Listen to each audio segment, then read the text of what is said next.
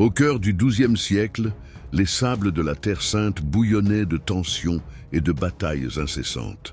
Au centre de ce tourbillon se dresse la figure remarquable de Baudouin IV de Jérusalem, le jeune roi qui, bien que marqué par la lèpre, devint un symbole de courage, de stratégie et de foi.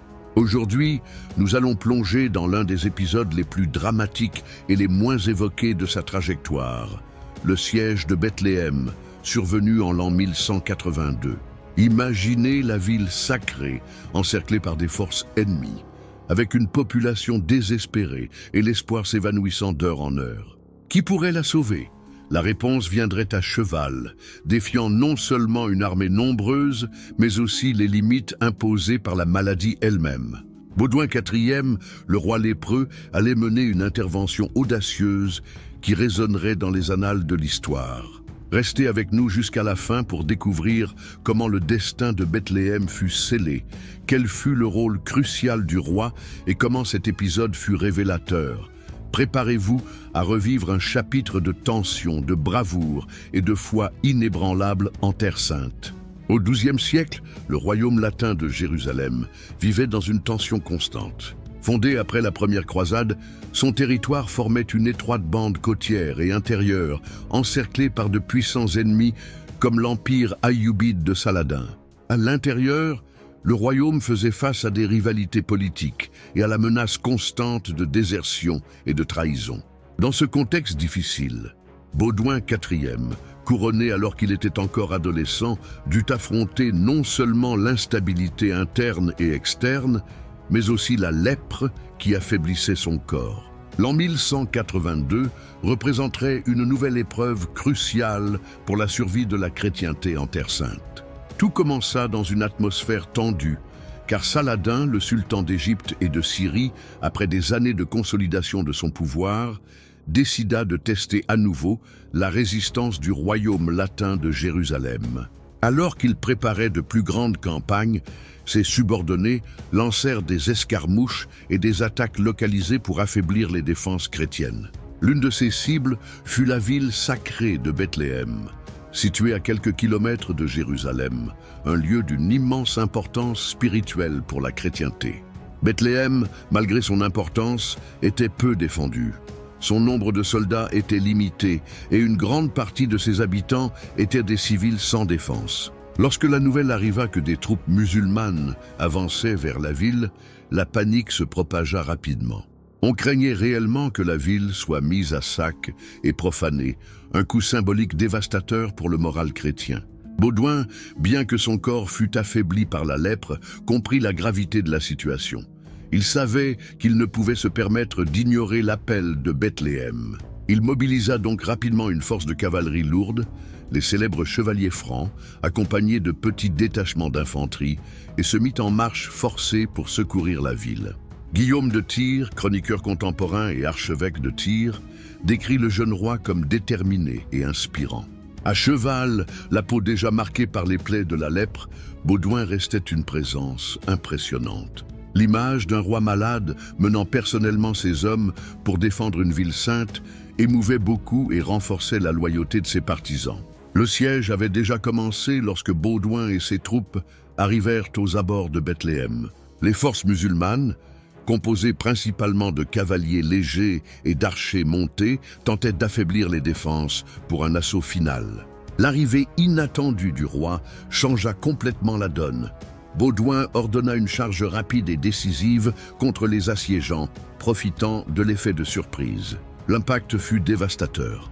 Les chevaliers francs, protégés par leurs armures et armés de lances et d'épées longues, brisèrent les lignes ennemies. L'habileté militaire de Baudouin dans la conduite de charges lourdes fut cruciale. Il coordonna l'attaque pour maximiser le choc physique et psychologique contre les forces musulmanes, qui, surprises et incapables d'organiser une résistance efficace, se replièrent rapidement. À l'intérieur de Bethléem, le soulagement fut immense. Le peuple de la ville, qui se préparait au pire, accueillit Baudouin et ses chevaliers comme des libérateurs envoyés par Dieu.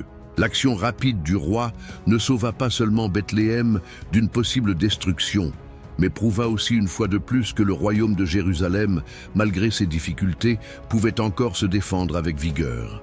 Cependant, cette victoire tactique ne signifiait pas un retournement stratégique dans le conflit contre Saladin. Baudouin savait que le danger planait toujours. La défense réussie de Bethléem servit davantage de répit et de symbole d'espoir que de solution définitive aux problèmes menaçant le royaume. Après la dispersion des assiégeants, Baudouin ne se contenta pas d'assurer la sécurité immédiate de Bethléem.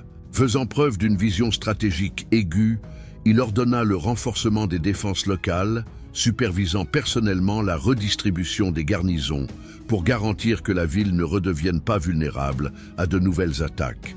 Le roi savait que, face à la menace constante représentée par Saladin, la conservation de points clés comme Bethléem était vitale pour la résistance chrétienne. La nouvelle de cette victoire rapide se répandit promptement à Jérusalem et dans les forteresses voisines.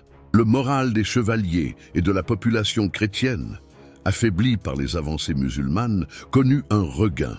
La figure de Baudouin, jeune, malade, mais encore invaincu au combat, devint un symbole d'espoir pour beaucoup. Cependant, dans les coulisses politiques du royaume, la situation était bien plus fragile. La lèpre progressait implacablement sur le corps du roi, limitant ses capacités physiques et rendant chaque expédition militaire un effort monumental.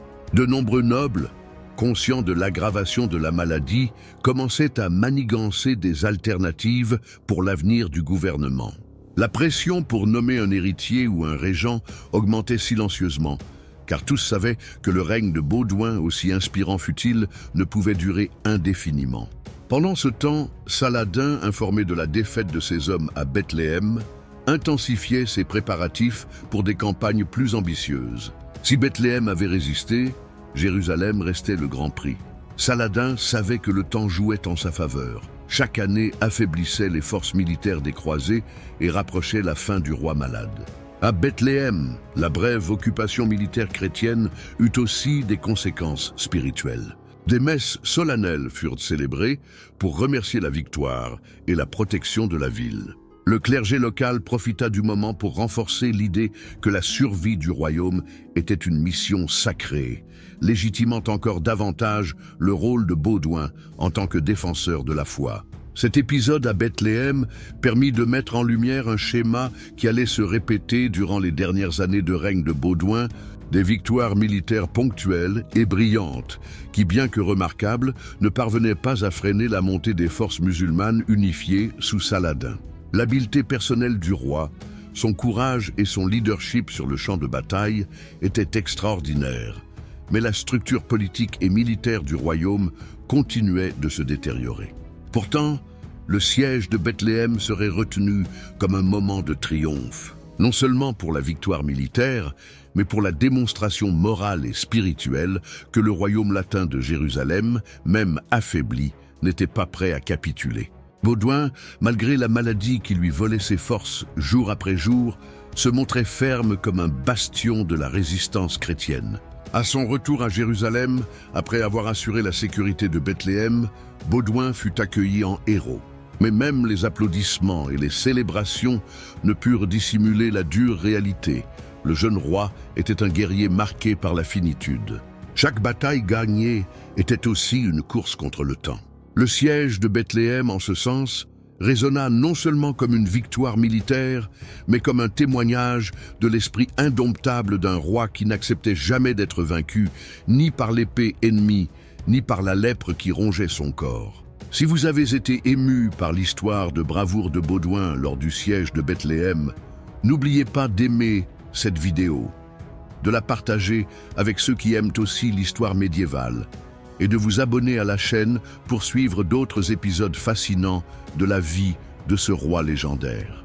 Laissez également votre commentaire. Quel autre moment de la trajectoire de Baudouin aimeriez-vous voir raconté ici? À la prochaine histoire.